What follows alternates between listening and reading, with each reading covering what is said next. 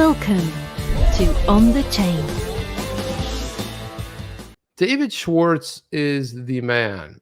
He is the man. We've invited him on the podcast, but he prefers to go on podcasts where they absolutely hate XRP and call it a shit coin. That's cool. That's all right. I mean, it's okay. I mean, you want to go, don't go to a friendly environment, or don't go to an environment where you'll be friendly, but still get some tough questions. But no.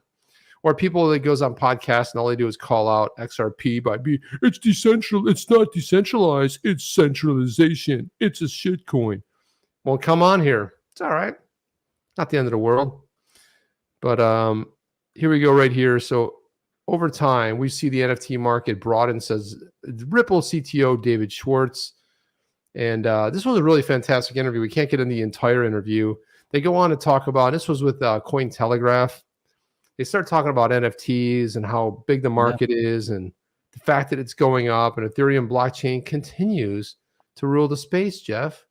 For instance, recent report from Cointelegraph Research found that Ethereum represented 97% of every NFT market sector.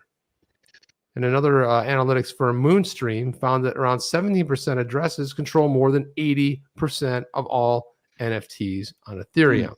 Now, that's interesting stat. That's interesting. For example, talks about payments firm Ripple recently announced an investment in the NFT marketplace Mintable, which allows the platform to integrate with the XRP ledger to enable creators and securely and efficiently sell their NFTs. In addition, in September this year, Ripple launched a $250 million creators fund to foster innovation and tokenization, specifically focused on NFTs. He goes on to say, so they asked him a question. Says, David, first off, what did you discuss in your talk at NFT NYC? He says it was mostly around carbon neutral NFTs with the XRP ledger, solving the energy consumption problem. Obviously, we're not going to solve problems in the blockchain space, but at least we can do is not make it a lot worse. Then he was asked, well, Ripple recently proposed a standard that will let people more seamlessly create NFTs on the XRP ledger. Can you discuss this? He says, well, yeah, we were a little late to the party, but not too late. If NFTs are successful, then we're all still early. We initially started to look at how people wanted to use NFTs and realized that a lot of challenges people were facing were due to the technology being very primitive. And this is true, Jeff, because for the average person who's an artist and can do things, it's a little bit more difficult for them to participate in this. And not easy. Not easy. So he said every company wanting to get into the space needed a tremendous amount of specific expertise, which is not a good way to grow. So building that tooling is what we've been focused on. Also, sometimes money is the obstacle. Interesting. Definitely the obstacle when you have high gas fees. Miserable gas fees. They said. Then they asked, well, you'd mentioned that the XRP ledger is energy efficient. Can you explain that? Because in the proof of work, like Bitcoin, Ethereum, they consume energy because they're specifically designed to create artificial scarcity. You want artificial scarcity if you're trying to profit from something, then it has to be scarce. You also need artificial scarcity for something to be valuable. And you need to convince customers that the scarcity is not artificial. That's an interesting argument right there. Proof of work creates artificial scarcity by using something scarce, which is energy. When energy is purely used to create artificial scarcity it drives up cost. The only reason you'd want to do this if you're getting a cut of the money. Only the people getting those fees are promoting that technology. Now, that's a really good argument, Jeff. And we've talked about this. Yeah, you don't like paying gas fees, but if you're on the other side of collecting the gas fees, then it's tremendous, right? Love collecting gas fees. Collecting the gas fees. Collecting the gas fees, not a problem. Let's charge more fees, higher fees. So the difference is in the XRP ledger, nobody gets transaction fees. Nobody wants high fees, right? So the fee literally covers the cost of processing the transaction. The fact is the XRP ledger works just as well without artificial scarcity. Nice. Are there any other benefits to using the XRP ledger for NFTs? Yes, versus Ethereum. Yeah, one of them is scalability. So the number of transactions per second. There are things you can do on Ethereum that you can't do on the XRP ledger. That's why a lot of DeFi work today is happening on Ethereum. you can do almost anything that you can envision, like loans, TradeFi, mortgages, staking. We also have a decentralized exchange, and you can issue new tokens. Payments are cheap and fast. That's interesting. Yeah, it's really interesting. I think that, and that's one of the things that, it hasn't been really, highlighted enough, within the dev community, with the XRPL is the decentralized exchange that is baked in, Ripple, into the XRPL, yeah, and it would be nice to see more development along those lines. And it took a while, to come out and actually for them to talk about it. It was the very first decentralized exchange, 2014, 2015, somewhere.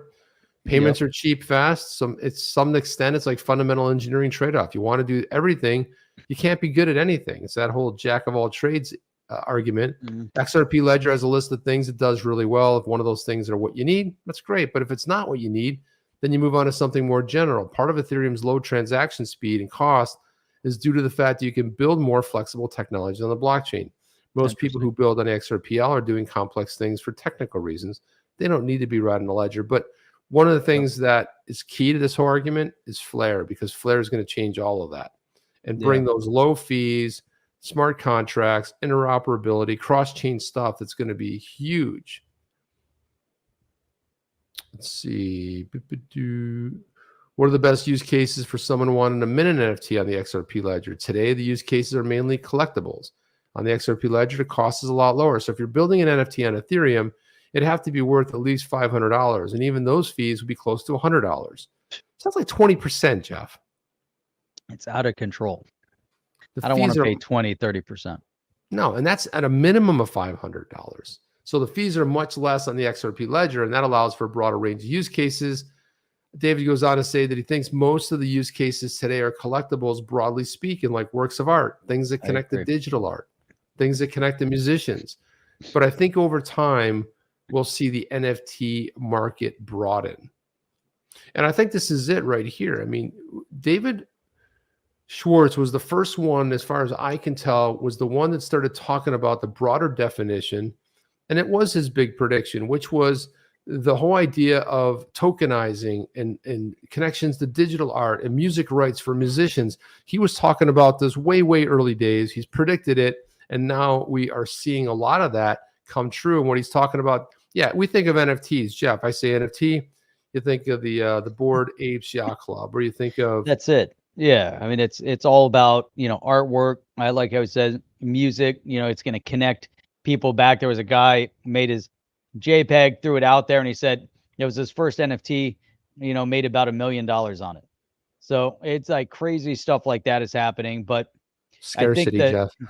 It's scarce, but the market is just being tested, right? So once NFTs actually roll out there, when it gets into from a business transaction perspective, I think there's a lot that needs to happen when you actually own title of something. It's not just artwork.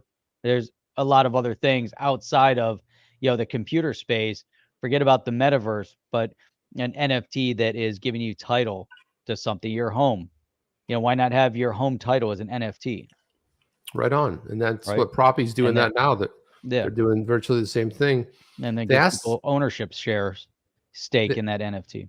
It's easy. Yeah, they asked about wrapping XRP. Said you can't move it cheaply and quickly on the ledger like XRP, but the advantage is you can use it in a decentralized exchange on Ethereum. So an example here, 500 XRP to use in a DEX, and you just can't do it today for any price. Then wrapped XRP would allow you to get that tokenomics of XRP, the semantics of Ethereum, and this will help keep XRP from getting locked out of features. We can expect to see the wrapped XRP launch in December. Interesting.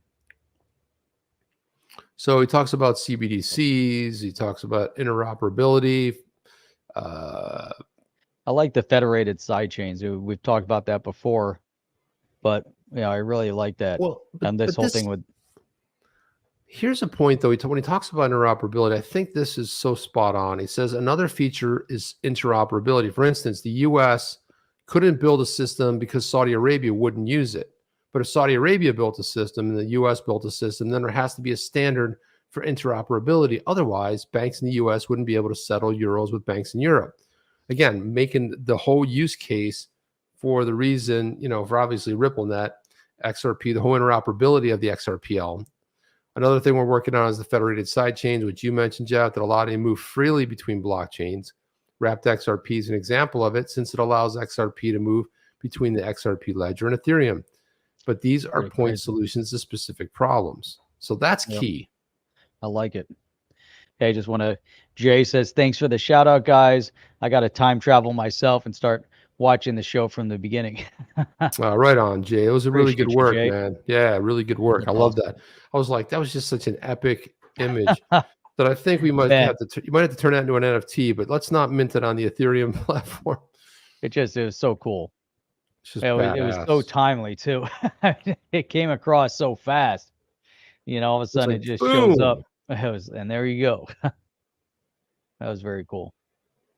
And then he goes on to talk about, if you want Ethereum smart contracts, you have to build on a blockchain with Ethereum smart contracts. You also have to follow rules like how big the contract is. So he starts talking about the whole interoperability, and it's a really, really good interview that he gave there. So I think it's something to kind of, if you guys want to look at. Again, you go to the site onthechain.io. A couple things you can do there, which is find out what we've been talking about here, because a lot of times we have things we really want to talk about. We have every intention, and then we go off on a 5-minute tirade of C.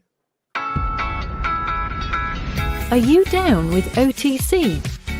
Please like, subscribe, and click the bell to be notified when the next video drops.